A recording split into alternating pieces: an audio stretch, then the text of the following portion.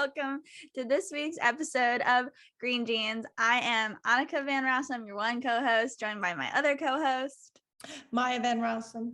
And if you couldn't tell by our names, we are related. We are a mother-daughter duo talking about environmental and social justice issues through a generational lens, because my mom's been doing activism her whole life, and I have been doing it for a shorter life. And somehow, some way, miraculously, in my mom's 20s, she was fighting the same issues that I'm now fighting in my 20s. So that's what our podcast is about.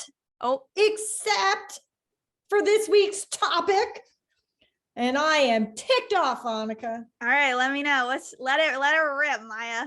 Okay, so Maya. There is no fact check this week, other than to say, fact check. Here we go. Fact check. Is it a good idea to expand fracking and export fracked gas as liquefied natural gas overseas to foreign nations in response to the ongoing situation, war in Ukraine, and what Russia is doing? Yes or no? The answer is totally yes. It's fine. Duh. I'm kidding.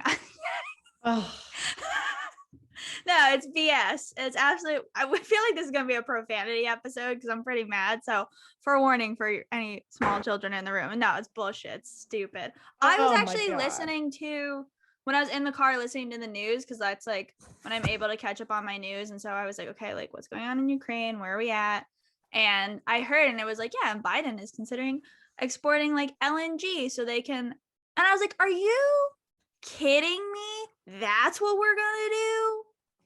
Well, and the other thing is apparently at the very same time that Biden's spokespeople, McCarthy and others, were at a conference or conferences, laying out the plan to get onto clean, renewable energy here in the United States, to press that, to push that, to expand that, to truly become energy independent by becoming clean energy, energized, fueled.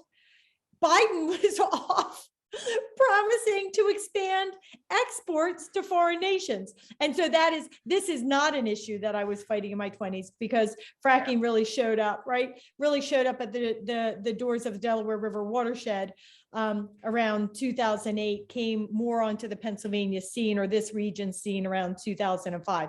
So I wasn't battling it when I was your age, but I sure as heck I am really pissed off. I mean, and like the thing is, okay, I had a brief second listening to it because they were talking about how Europe is very dependent on Russian oil. And I was like, I totally get it. Like, we want to help everybody not have anything to do with Russia at this moment in time. But like, also should have been doing that a really long time ago, so that we didn't have to be in this like, oh, this guy who we know is not mentally okay and who is an awful person and has been like saying he's going to wage war on Ukraine for years. And like, now that it's happening, we're like, oh, so I guess we got to get off the oil, but like we can't because we didn't build a green infrastructure. So like, let me ship this out to you, which also like we've been shipping out natural gas and oil to Europe for like a really freaking long time. So it's not like this is some new thing either, but now everybody knows about it because of Ukraine. Well, but they want to expand it, right? And that's what's so stupidly absurd. To put in place the infrastructure to expand LNG exports to foreign nations will take years.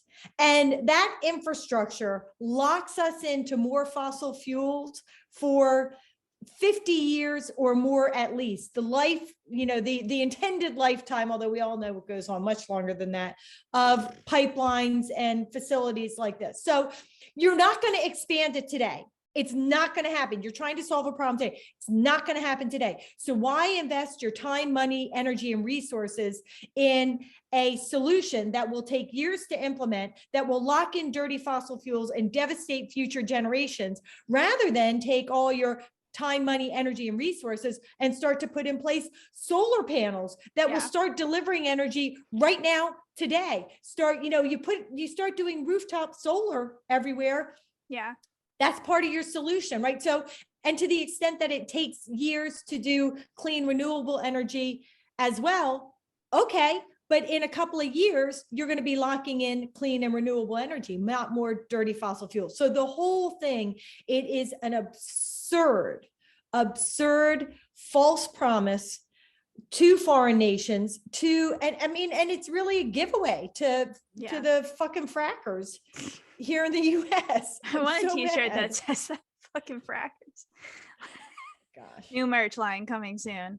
I just I don't get it. I mean, like the articles that you sent me that I was reading, it was like, yeah, I mean, and I'm like, it's an ambitious goal anyways. Like, there's no way we're meeting the IPCC commitments that we said we were going to make. There's no way we're like reducing, 10% by 2030. I think that was the number. Maybe it's bigger. But like, there's no way now. And I'm like, I understand I'm not Joe Biden. I get I'm not in Joe Biden's position. I don't know all the secrets of the world and things and dynamics and all that stuff going on. Like, cool, get it. If you're listening to this podcast and are like, she doesn't get it, she's young. What the fuck ever? I care. And it's my planet too. And I have to inherit it. And like, I would prefer, exactly like you said, like, can we please be doing things to not keep doing natural gas, to not keep giving these fucking frackers like this excuse to be like, see, and this is why we need oil and gas, because when we're in a crisis, what's the one resource you all are vying for? Oil and gas. And this is why we have to expand it in America, because Russia's no longer an option, which like Russia should have stopped being an option forever ago. But we all also know that there's somebody who still is buddy with Putin and who isn't president. Oh my God. What is the deal with Donald Trump? Did you see? Wait, did you see he's asking Putin to like release, I really hate Putin, to release like dirt on the Bidens, which I'm like, what is this? What is happening? No, and then you still have his buddy politicians, or maybe they're not his buddies, but they're just not brave enough to stand up to him, to Donald Trump, who just keep bending over and kissing his feet. It's like, you picked a nice body part. I know I did pick a nice body part. I'm right. It's like, the thought of Donald Trump's ass sticking out was just too much for me. Do you guys remember that that statue? I think it was during the election. Someone made like a paper mache statue of like a naked Donald Trump. It's really realistic, but like, yeah, it's like the really like gross, like saggy ass. Oh my gosh. And like, it's gross for him. Like, I love all bodies are beautiful, but I hate Donald Trump, so I'm not gonna say that about him. But like, I just don't, it's just weird. And like, all these, like Tucker Carlson and all those people that are, well, like, the thing is it's more like you communists. Really do. I love that too. They're like, the liberals are communists. Like, you guys are literally supporting Putin and talking about how you like Putin, who's trying to bring back the USSR. What are you talking about? No, and there is something going on. And what bothers me so much is that we've got this really incredible congressional investigation into what happened January 6th, and they are yielding so much powerful information with the relatively limited authority they have, and people getting away with thumbing their noses, at their subpoenas left, right, and center. And yet they're emerging all this powerful information. And those who do have law enforcement authority and who could enforce subpoenas and the like don't seem to be using that authority to find out what happened on January 6th, find out who was in charge, whose brainchild it was, what people in leadership made it happen. And it is so disturbing to me. And so we have that whole thing going on, which is what allows Trump to continue to like solicit these favors from Putin, because he is still held up as some kind of positive icon rather than being seen for who he is, somebody who is just self-serving, whether you're talking about money, ego, power, or whatever, and really doesn't care about anybody else. But he still has that platform because nobody is challenging him that has, truly the power to challenge him in a meaningful way. And that's why I don't like like Biden continuing to support LNG and help with LNG stuff, because it freaks me out. I'm like, if you're letting these infrastructures and these systems kind of still be in place and still be part of the energy conversation, the economic conversation, it doesn't give me much hope if unfortunately in the next election somebody makes a comeback or we have some other Oh my gosh. like fracking loving guy, and like those systems are in place, and then it's a lot easier for them to continue, as opposed to like if in these next years like Biden's built a great reputation of like, we're not doing LNG, I'm slowing it down, we need to like stop doing that, and then it's a lot harder for that person to bring it back or continue it once we've started to like get off that path. So I like, that's what I don't like too, and I knew he wasn't going to be like the eco guy that we all wanted. He really did. I was surprised. I thought he started off doing really well, and I really am disappointed that he's starting to cape. But that is all a great lead in to today's guest. Somebody who has been a champion against the fracking industry in the Commonwealth of Pennsylvania, sort of ground zero for a lot of where this stuff is coming from. And this stuff would come from if we have expanded LNG exports. And so today's guest returning is going to be dun, dun, dun. You can let her in.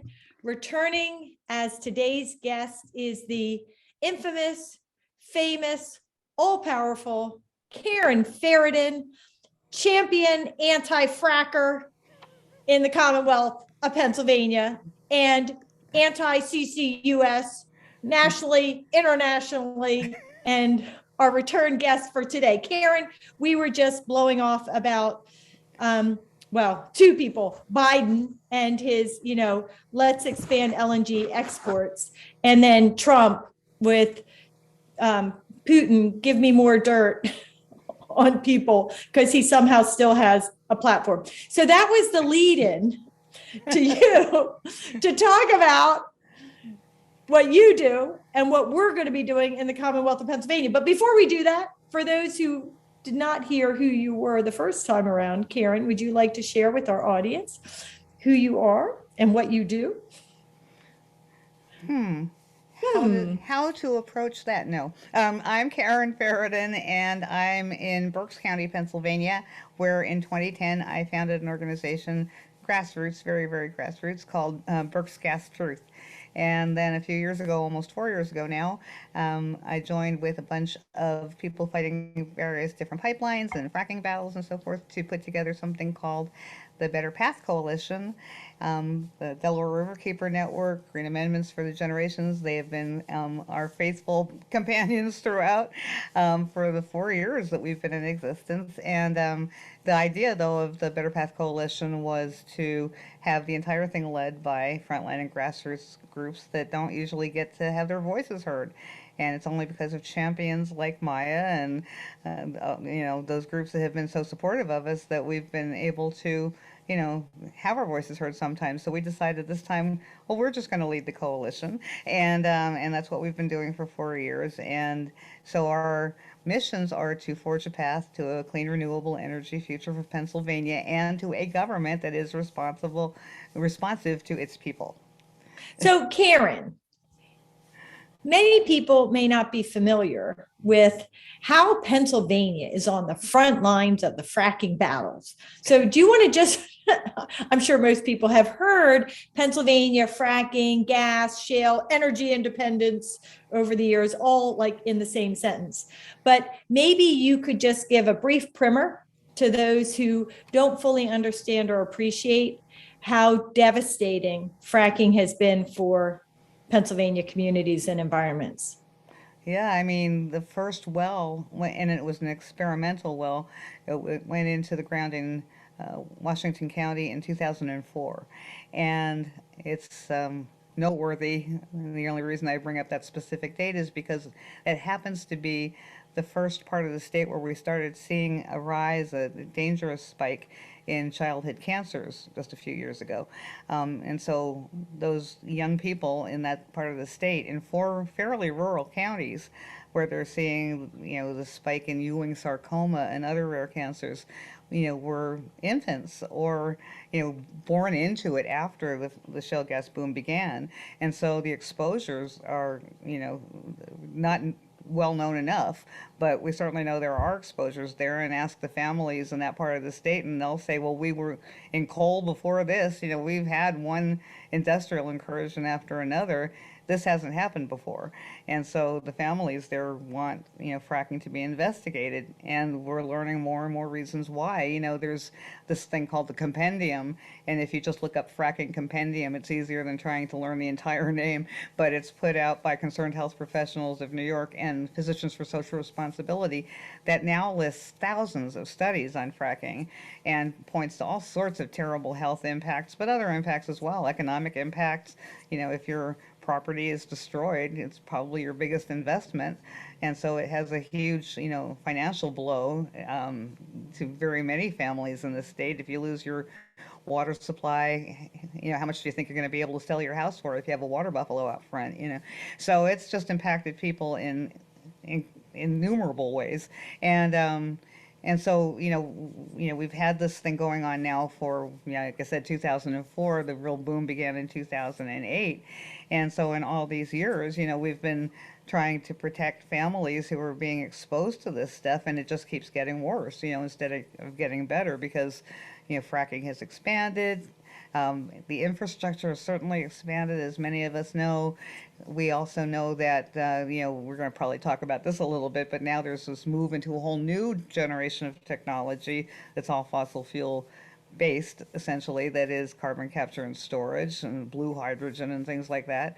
So, it just never ends here. And so, like I said, it started a long time ago. People started getting sick a long time ago. The science is now compelling.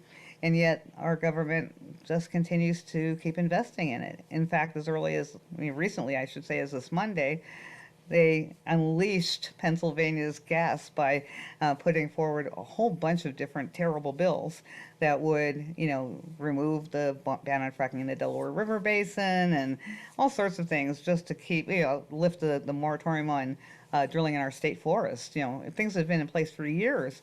They want to just undo all of it so they can unleash Pennsylvania's gas on the world when they're killing Pennsylvanians and they know it. I don't understand, and I'm so tired of this like freaking lie that's always I like with fracking. I feel like when I was like 10, I remember you guys always talking about like that they were saying fracking is a bridge fuel. It's a bridge fuel to green stuff. And I mean, you guys were the first to be like, bull fucking shit. No, it's not. Like, it's just a little. We decided this is the cursing show, Karen. We couldn't contain ourselves. We're so pissed off. I gave an explicit warning at the beginning. And it's like so annoying, but you keep talking about, and it gets worse and worse and worse. And so again, we do this like generational thing. When fracking first became like, oh, we found this cool little stuff in the ground and we're going to pull it out. And my opinion is always when you have to pull stuff out of the ground, it's usually not a good thing because it's supposed to be in the ground for a reason. But when like fracking first became a thing and we didn't have all the studies today that prove how fucking awful it is, were you guys like, this is a little sketchy and you guys want to do this? Like how was it when it first happened? I mean, Maya, you were on it long before I was. I only got in 2010. Yeah. So the interesting thing is, and I write about it actually in the Green Amendment book, that we had this cabin in this piece of forest in central Pennsylvania that my mother left to me when she passed away. And my husband, Dave, and I were going there to visit it. And we would always stop in to visit the neighbor who would help my mother when she was alive. And so we stopped in to talk to him, and he was talking about the buzz about town. This was Columbia County, so this was central Pennsylvania.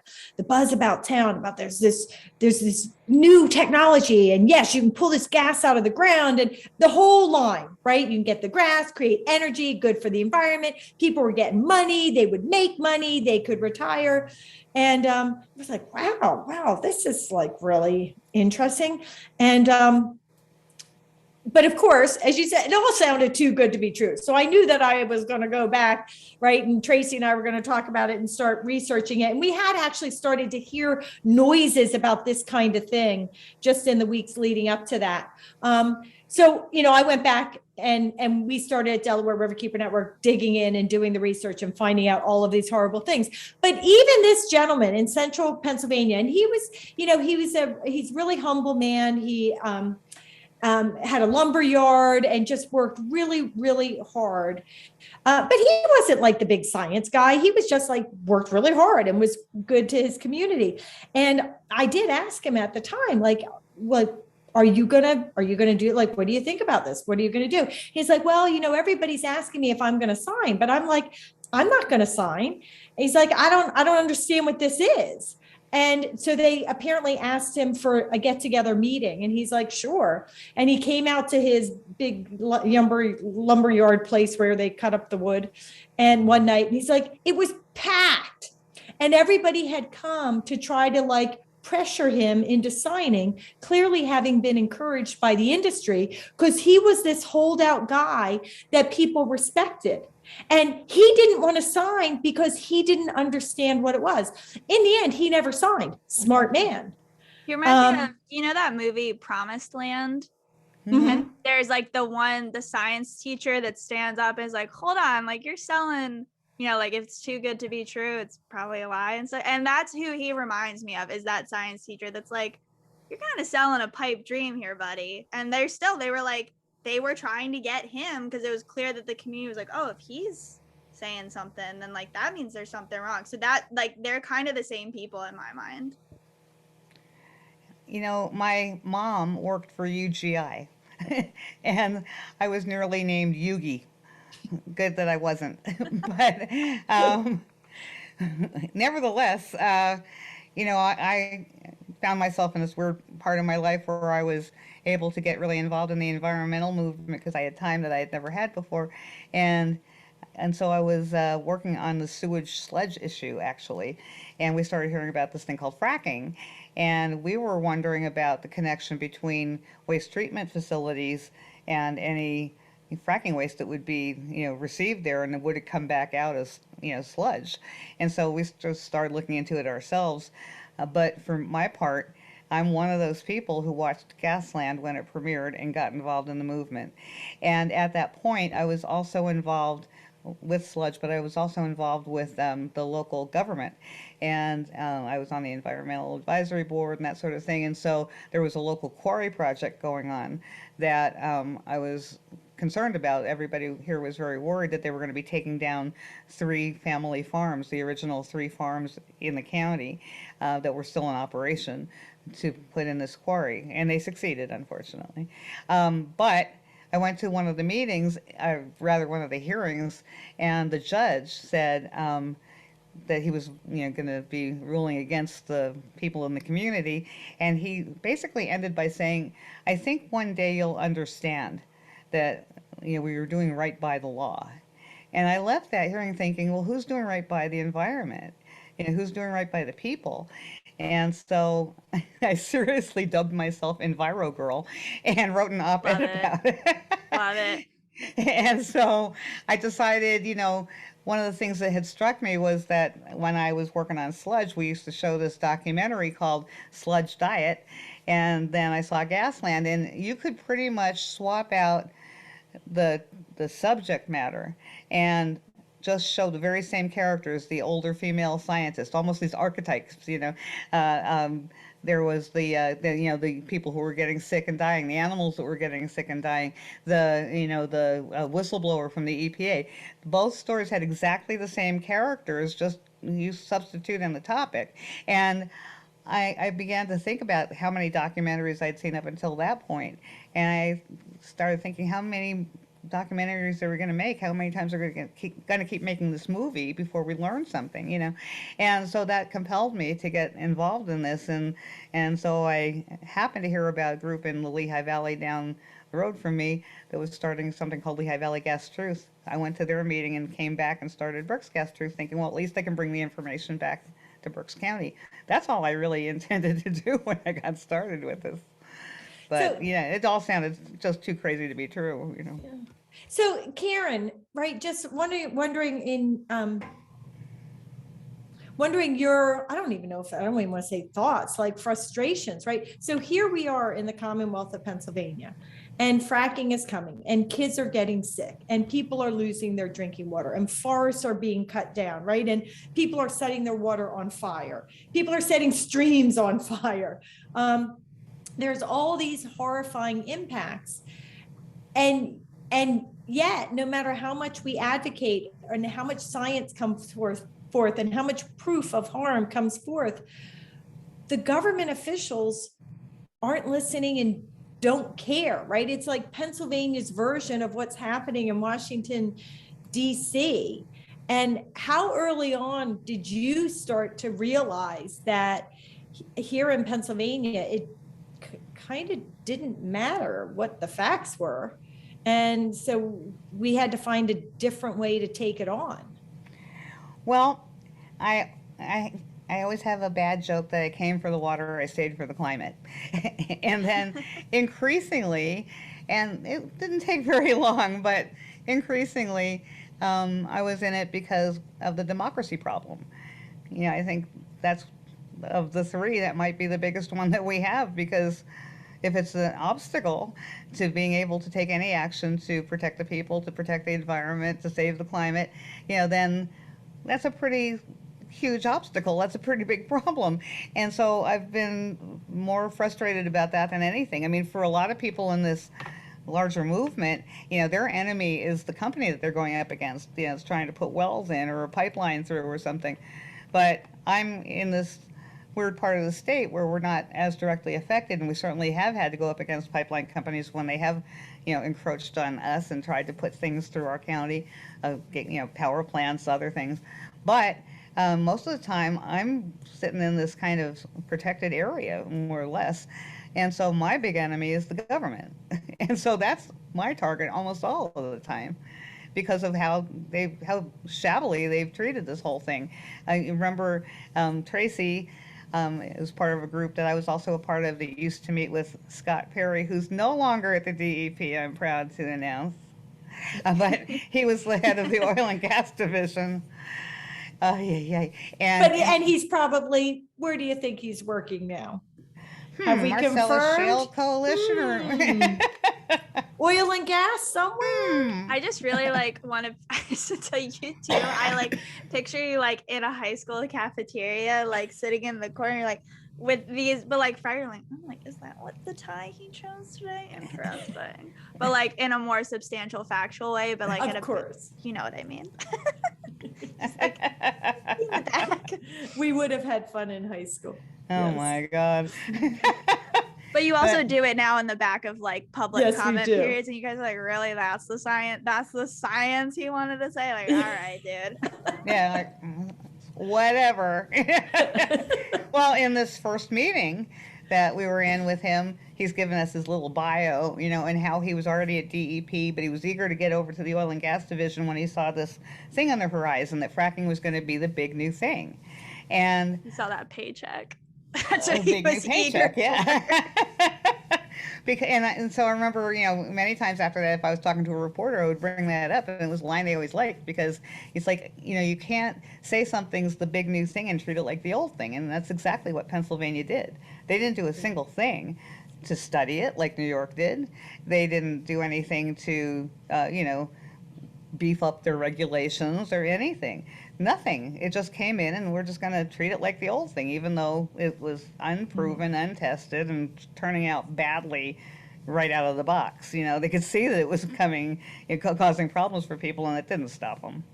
And so, we'll be talking about the climate convergence coming up, but our point in going to Harrisburg is that we don't have a problem with Daryl Metcalf, who's, the lunatic climate denier. That's a given. Every level of government has that guy, and too many people like him. But what we have here in Pennsylvania are two parties that are having the wrong conversation.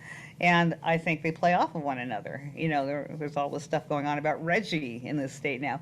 And that's the centerpiece of Pennsylvania's climate plan. That's for one thing, I'm not a RGGI person, but even if you are, that's not the center of a climate plan. It's just peripheral. It's oh yeah, and we'll do RGGI. It's not how you're going to save the freaking planet, And so, because they get to distract the public with that fake debate that they're having, then it makes it look like we're being, caught in the middle of this, war of, almost like conscience or something between the side that wants to save us and the side that doesn't. No, neither side wants to save us.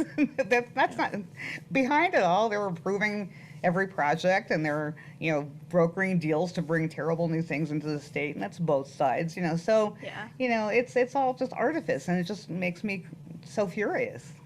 And I think people too, I don't know that people fully appreciate that this really is, as you suggested, this is an all partisan issue, right? So often people, when you're talking about the environment, people are, oh, well, if you're Democrat, you're pro-environment. If you're Republican, you're anti-environment. Well, first off, writ large across issues, that's just not true.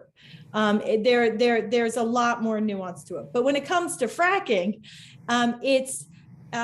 if you're Democrat, you're for clean energy, and if you're Republican, you're for dirty fossil fuels. That's a lie too, right? I mean, and that's something that's perpetuated. But I think most people don't know, we know, that fracking was ushered into the Commonwealth of Pennsylvania under Ed Rendell, right? Big Democrat. Ed Rendell, he brought it into the state. Later, he sort of talked a little bit about how he regretted that, and then he started embracing it again, right? And then it was Tom Corbett, and Tom Corbett really rushed it along. And now we have Governor Wolf, right? Tom Corbett was Republican, Ed Rendell, Democrat, Governor Wolf now Democrat. And they all equally don't care, is sort of my assessment of it. How about you? I have to correct you for 1 second.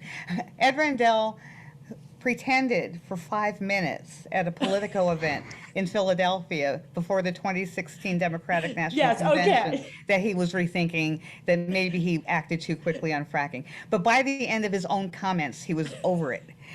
And he thought everything was back to just being perfect since 2010, mind you. So that was his moment where he thought about it for a second in front of an audience. Yes. Yeah. Okay, good correction. It was literally a moment.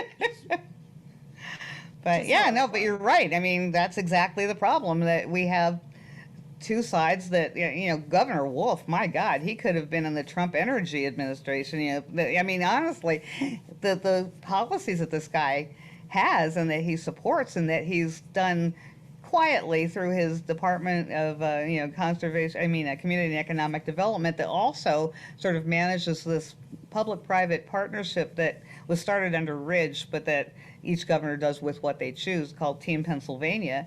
Those people aren't accountable to anybody. And so they come up with all these things, they broker these deals. There was actually this thing in Pittsburgh, a visioning exercise where they called these stakeholders together, and they were trying to envision different scenarios for how the energy story could play out in Pennsylvania, I guess is how to put it. And the thing was led by Royal Dutch Shell. That was brought to you by Team Pennsylvania and our Democratic administration. So, the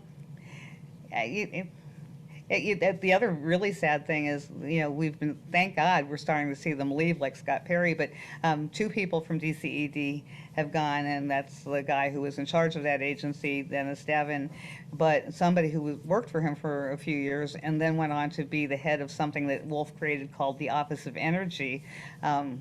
Denise Brinley, she's gone now too, and she's been gone for a while. She's been gone for several months, and now she's back working for the industry again, for one of the engineering companies, but that was on the Marcellus Shale Coalition and all of that, and part of the Pipeline Infrastructure Task Force. That's who she works for. And so, what has made me especially frustrated with this government is that, if you look at what Denise Brinley was doing, and she was put into that job very quietly, there was no fanfare about the creation of that office at all. But, when I was trying to figure out, so what exactly is she doing? The only thing at that point that she had done early on was on LinkedIn. She had done some sort of blog post about what a jobs creator the Shell cracker plant will be.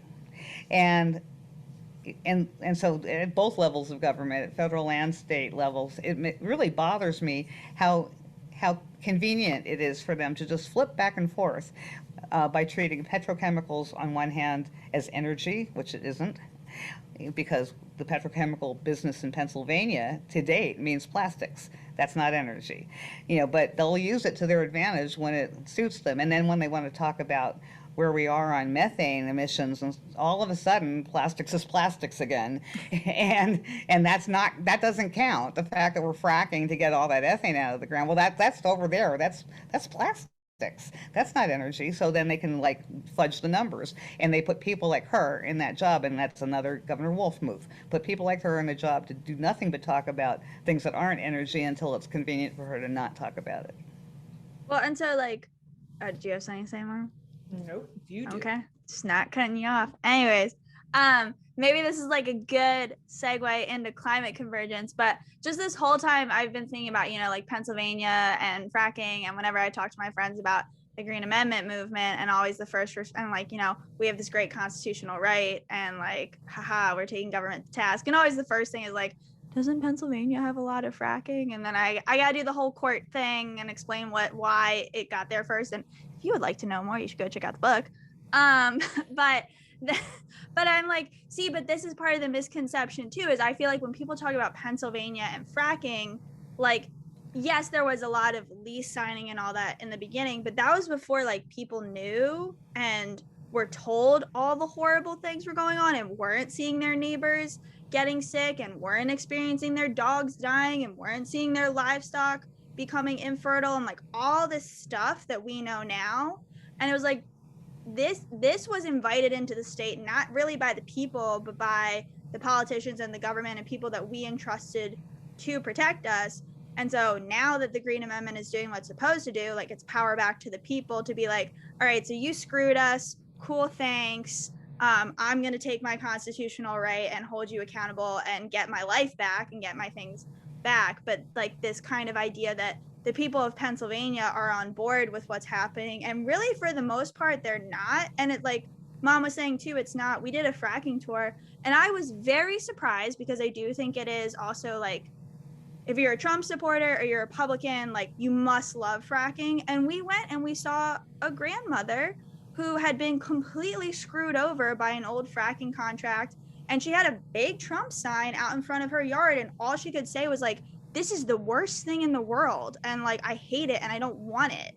And so too, it's the reality is pollution doesn't stop at a party line. So we all have different things, but that the people don't actually want this. This has been imposed on us by our government, and we're using the Green Amendment and other actions like climate convergence to be no more, buddy. The train stops here, man. Yeah, I mean, it's just time. It's past time. But, I think when you talk about that, people like Craig Stevens from Dimmock, I mean, he's hardcore. He's Tea Party patriot. But what I really appreciate about the people like that I've worked with in this movement all this time is that we put our partisan differences to the side, our ideological differences to the side. I'll never talk about guns with Craig. We won't agree on something like that.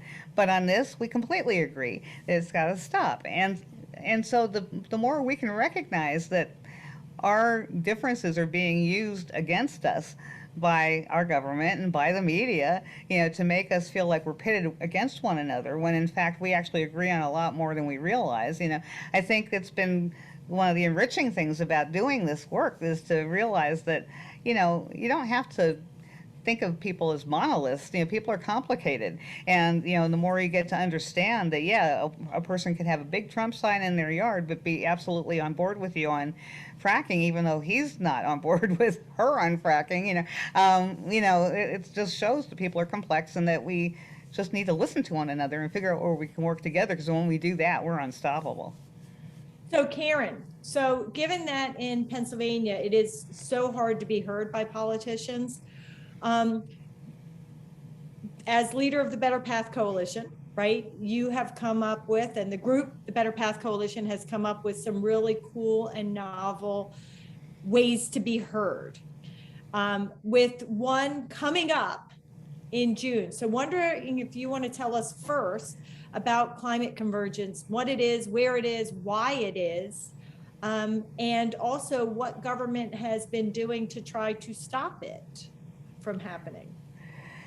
Yeah, so I was in a meeting several months ago, I guess it was June of last year, I think you were in the same meeting, but someone was talking about these billboards that exist in western Pennsylvania on the turnpike that have a bucolic setting and a mother and a child and you know, under a tree or something, and then there's this like message that says we love our carbon dioxide, don't take it away, you know, that sort of thing.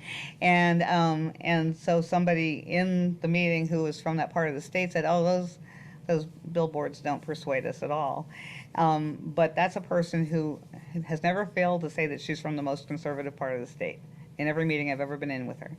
And so I said, those signs are not there to persuade, they're there to be ubiquitous. They're there to be the drumbeat. It always reminds you of who you are and where you live and who your neighbors are.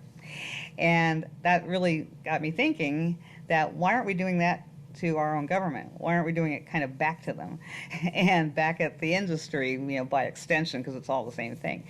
And so I thought, you know, we really have to go to Harrisburg. We really have to like be the drumbeat that Better Path Coalition set out to be, and we were doing a pretty good job of it until the pandemic hit. And we even had a big action that we had planned as a follow-up to one we had done in 2019 around Article 1, Section 27. We were going to go back, and then the pandemic hit, the Capitol was closed down, and that was that.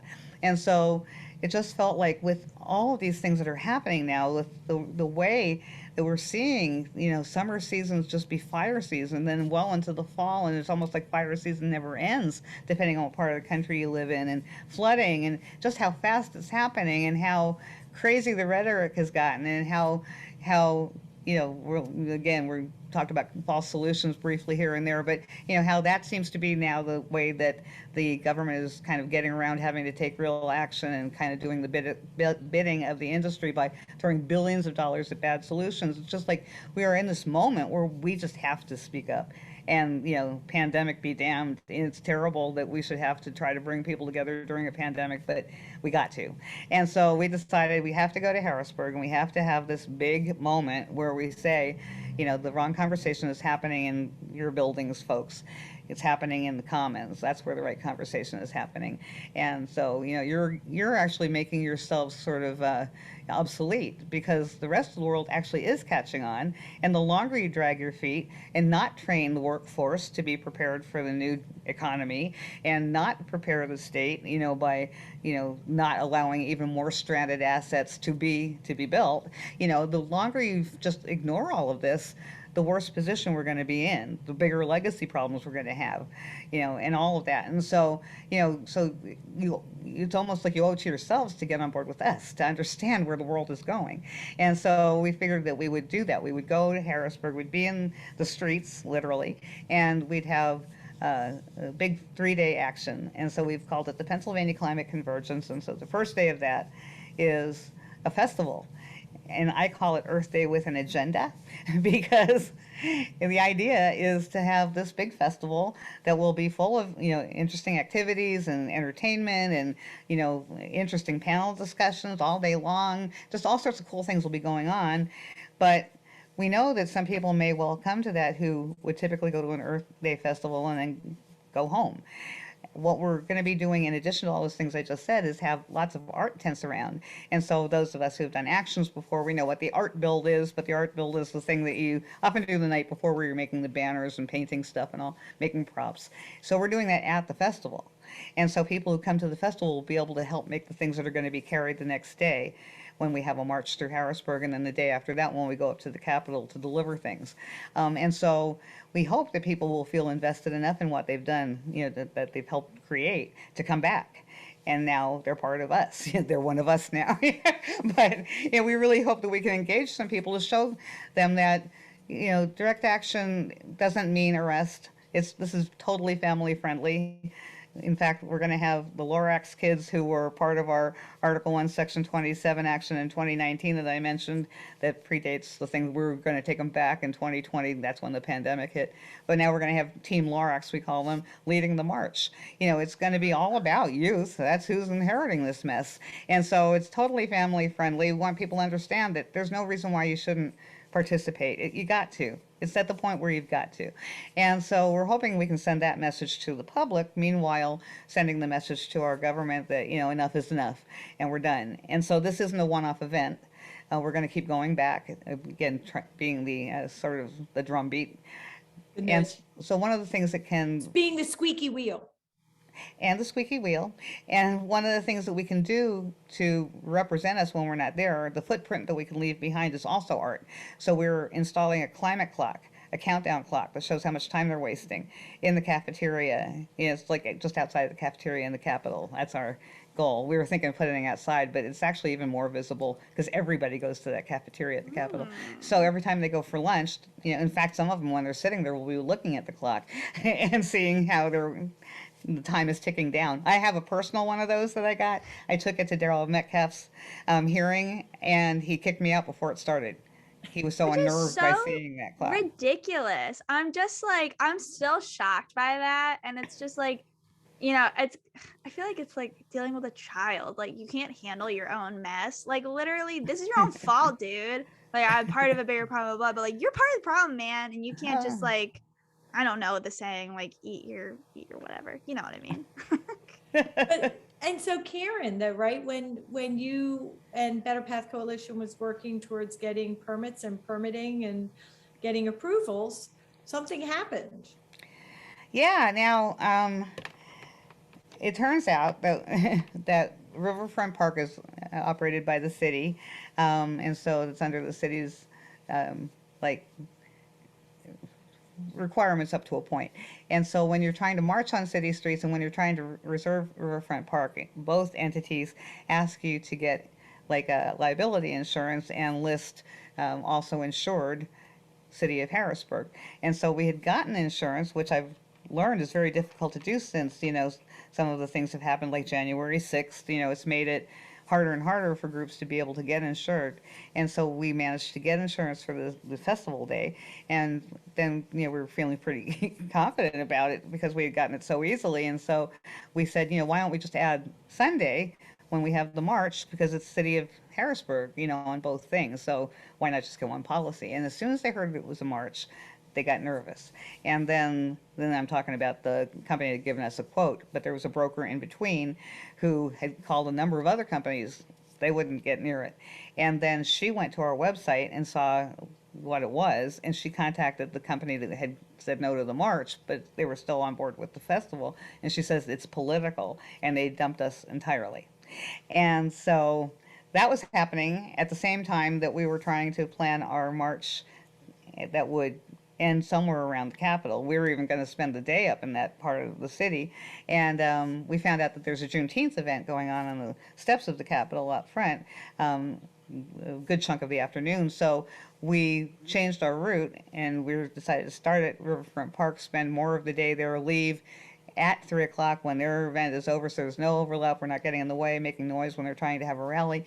And so we went to the Capitol and said, okay, we've resolved that problem with the conflicting things, but now we're going to be at the back of the Capitol, not even the front, an hour after they're gone. And they said, well, we might not have enough police to cover it, and if we don't, and you have to pay for the police, and if we don't, you can't be there.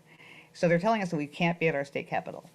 And so eventually, after too many of these crazy things had happened, and there are so many more, I can't even tell you, but somebody said, why don't you go to the ACLU? And one of our friends has them on speed dial. And so he connected me with his contact, who is the basically the legal director for ACLU Pennsylvania, and who was very interested in our case because it turns out, as I'm sure you may well know, Maya, there is tons of case law on this. This shows very, very similar, almost like textbook, cases of this exact kind of stuff to the letter. I mean, almost to the exact requirements other cities have tried to pull and have not gotten away with. And so that Harrisburg is just doing that sort of rundown that is apparently very familiar and already deemed unconstitutional many, many times. This provides us with an opportunity of maybe getting those kind of crazy policies off the books. But yeah, it's been a fun couple of weeks trying to plan something where you can't quite plan it because you're waiting to find out, if you can move forward. But we are moving forward. We're going to do it no matter what. It's just, how are we going to do it? Yeah. Yeah. Yeah, it's really quite shocking and disturbing because here it is again. It's government doesn't want to listen to you. So just like Metcalf had you thrown out of the hearing, so he didn't have to look at your clock because maybe it struck a guilt chord with him. Doubt it, but maybe. But here too, governor, legislators, they don't want to hear from the people. So what's the best way not to hear from them? Don't let them come. And Yeah. it's really quite shocking. Yeah. So, we're very optimistic that things are going to work out without having to go to court over it. But, if it comes to it, we have to defend our constitutional rights. Well, I was going to say it's another value of having a right acknowledged and protected in the Constitution, because it really does take it over and above government and government actors, and gives we the people a fighting chance to get the right outcome. Yeah, I mean, what I have been a little concerned about happening is that the real message is going to get mixed up, Yeah. and pushed to the side a little bit because there's this important constitutional question. But, they're both important constitutional questions because we actually do have a right to a clean environment. And so, so I just want to make sure that that issue is front and center, and that maybe it's one of the reasons why we're being discriminated against, because I immediately contacted the organization that's having their event on the front steps of the Capitol, and they had not heard word one about having to get police or pay for police or any of that.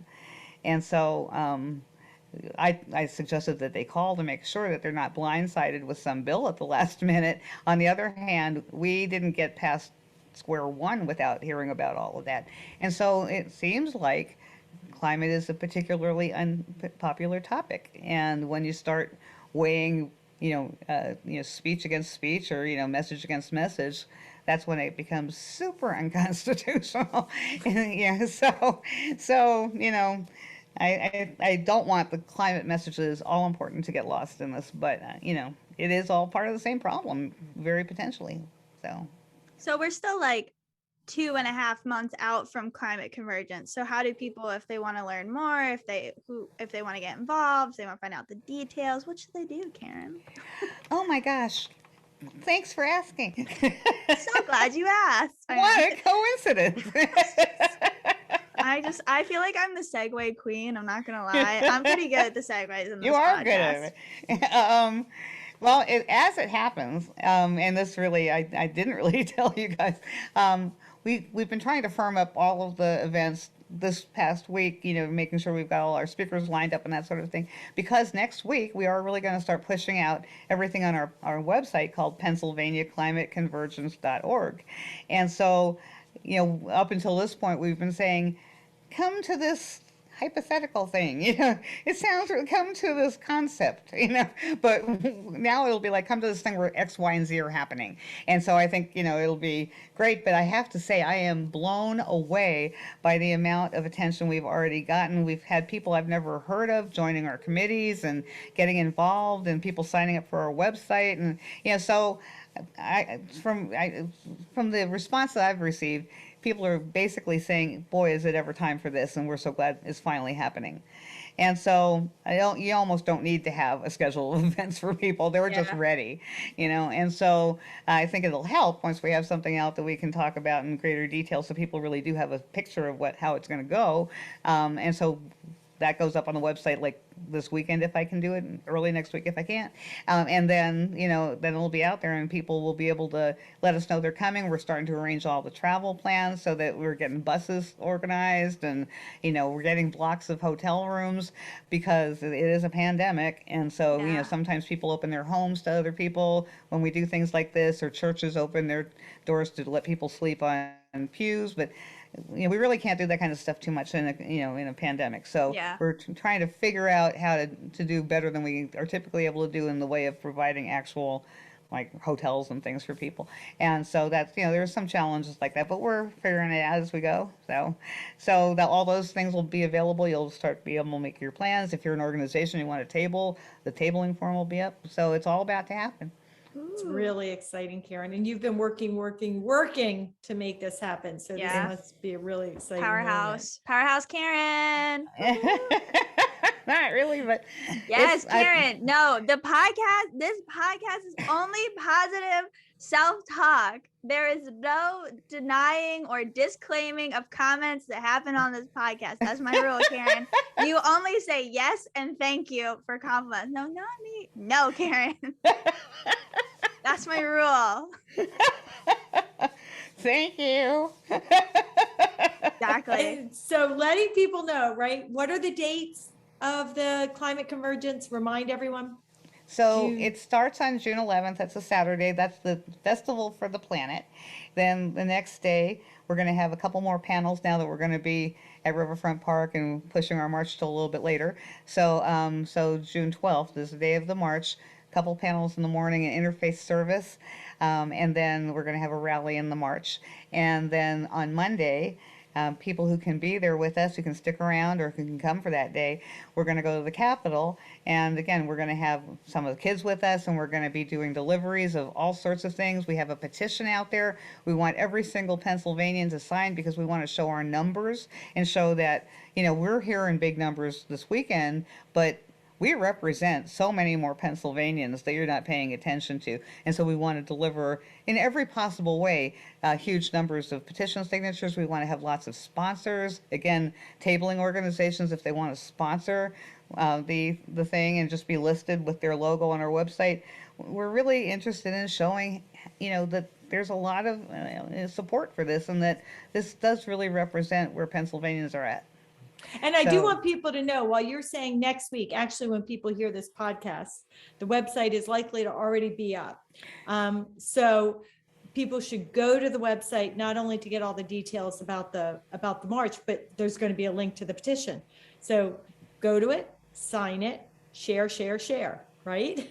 Absolutely. We just hit, I think we're in the neighborhood of 3,200 signatures on the petition, but we want many more than that. There are lots more people out there, and with some of these things that are happening, calling on the governors of New York and New Jersey to stop being so anti-pipeline. That's another one of the bills from earlier this week.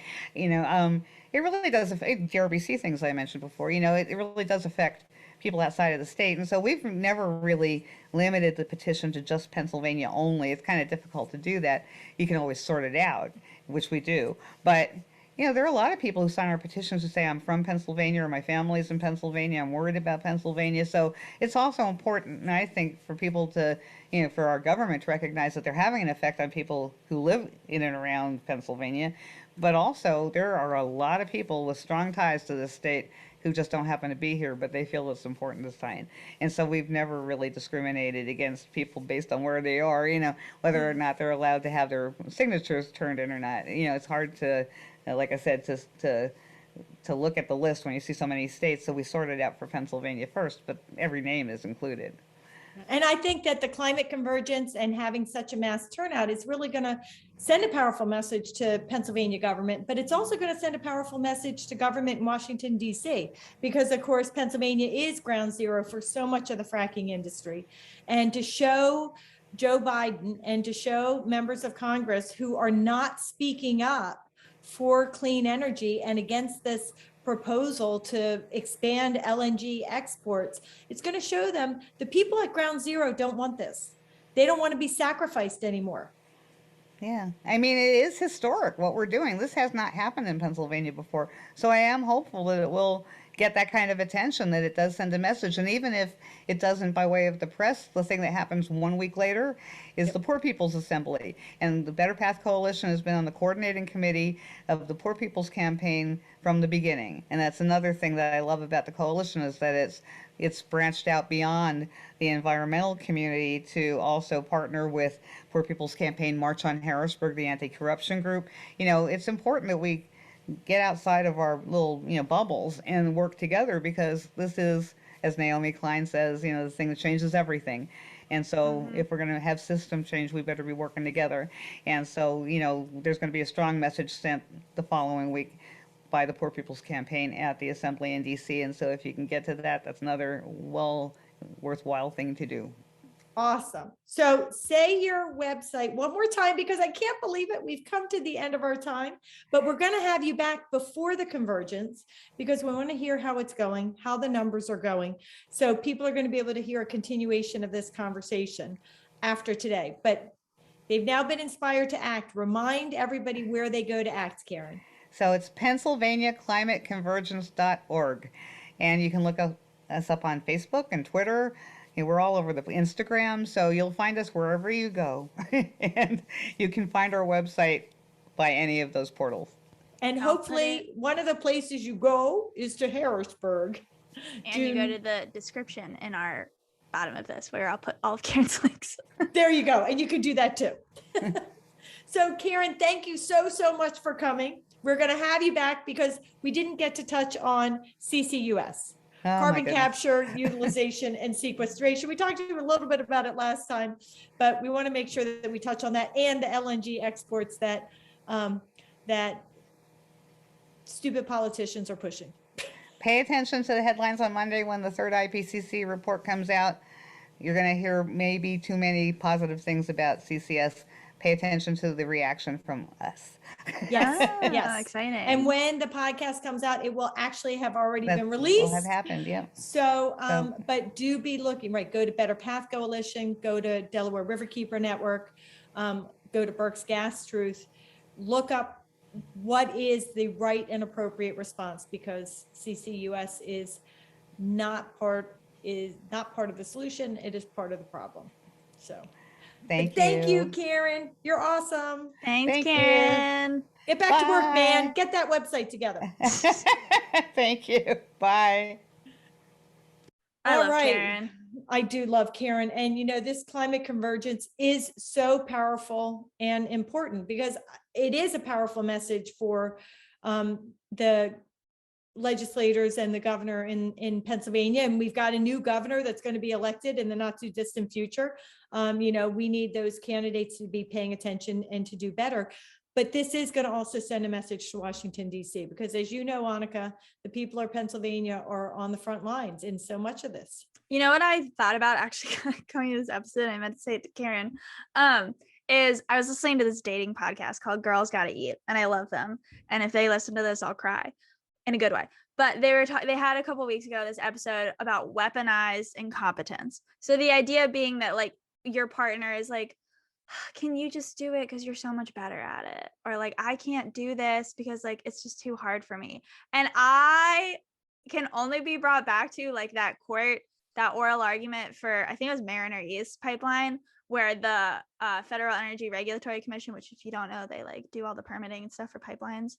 Their attorney was like, I mean, the job is just like too big for us to know all of the negative effects. I'm like, that is weaponized incompetence, sir. And like, whenever they're like, but it's just so much. Then don't run for office. If you thought the job was too big and you were too incompetent to do it, why are you here? Move aside, let somebody else do it. So I just feel like I'm going to start dropping that now. If ever a politician's like, you don't get it, or like, this is really hard, I'm like, that's weaponized incompetence, sir. And they're going to have no idea what I'm talking about. And it's going to be hilarious. So you should like, that's weaponized incompetence. And we're not here for it in 2022.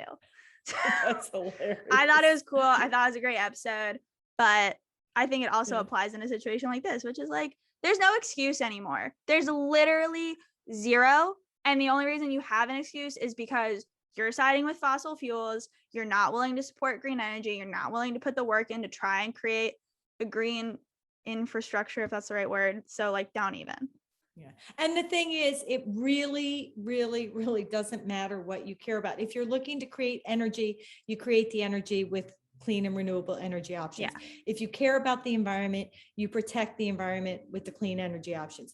If you care about human health, clean energy is the way to go. If you care about job creation, 3 to 5 times the number of jobs if you go down the clean energy path. There was a very solid study that was done a couple of years ago that talked about the expansion of LNG exports would lose 270,000 jobs per year in the United States. That's lost jobs. Right now, people are anxious and eager to get back to work, right? Yeah. And we're trumpeting when we create 150,000 jobs over a period of time, 270,000 jobs a year. That's a lot of lost jobs. If you care about property values are devastated by fracking operations and by pipelines and by being located near LNG export facilities.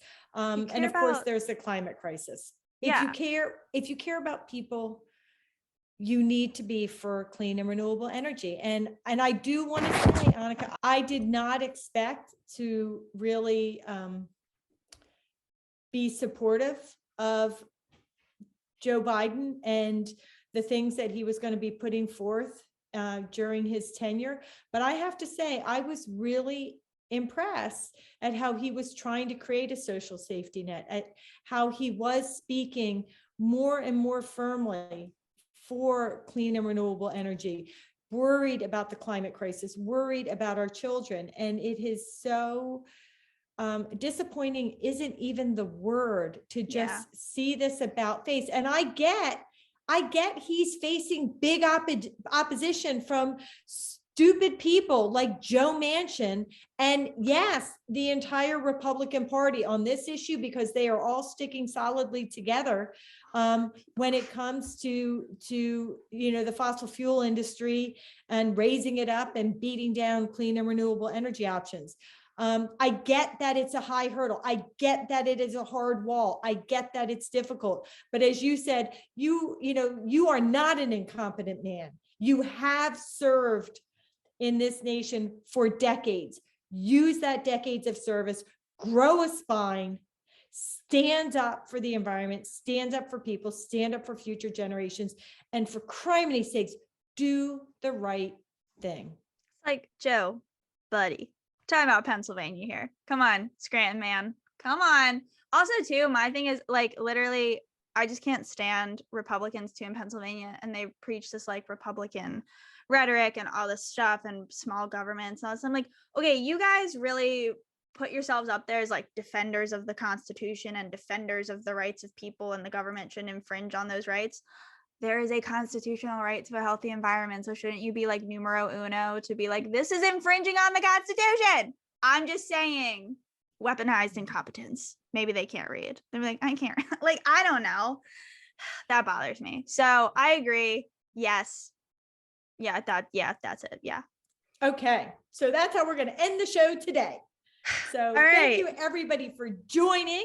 If you want to support having a constitutional right to a clean, safe, and healthy environment in every single state across our nation, go to www.forthegenerations.org, get involved, make a donation, be the champion that you need to be, that we need you to be in your state. Buy the book, The Green Amendment, to learn the story if you haven't gotten it already, and be on the lookout for the new edition coming out in November. New chapters, new stories, lots of updates. Dun, dun, dun. And if you are interested in getting involved in the Climate Convergence, we will put all that information in the description.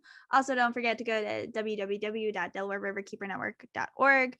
And network, DelawareRiverkeeper.org. DelawareRiverkeeper.org. DelawareRiverkeeper.org, and they will be involved in the Climate Convergence. There will be updates there, and also another great nonprofit that if you live in the Delaware River watershed, you should definitely become a member for free, and support and donate and get cool stuff, get cool t-shirts and sign petitions and all that stuff. And definitely go to Climate Convergence if you are able. I'm going to be there.